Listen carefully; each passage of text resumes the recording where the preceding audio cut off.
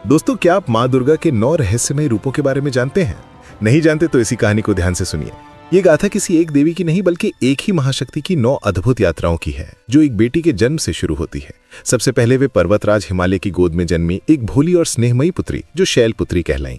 फिर अपने जीवन के सत्य और शिव को पाने के लिए उन्होंने राजसी सुख त्याग कर हजारों वर्षों की कठोर तपस्या का मार्ग अपनाया और अपने इसी तपस्वी रूप के कारण वे ब्रह्मचारिणी के नाम से विख्यात हुई। जब उनकी तपस्या पूरी हुई तो उनके मुख पर शांति और मस्तक पर चंद्र घंटे का तेज सुशोभित हुआ और वे चंद्र घंटा बनी, जिनकी गर्जना से ही पापियों के दिल दहल जाते हैं। पर वे सिर्फ संहारक नहीं, सृजनकर्ता भी हैं। ये वही शक्ति है जिन्होंने अपनी दिव्य मुस्कान मात्र से अंधकार में ब्रह्मांड की रचना की और कूष्मांडा कहलाई।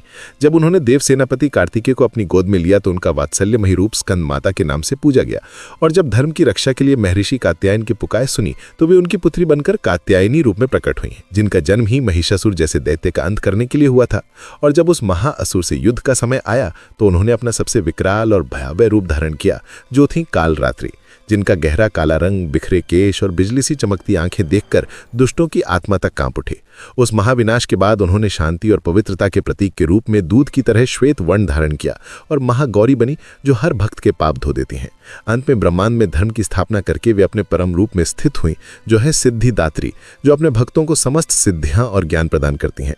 और ये यात्रा पूरी होती है एक बेटी से जगत जननी बनने तक की। माँ के 9 दिव्य रूपों की अद्भुत गाथा आपको कैसी लगी, ये हमें जरूर बताएं।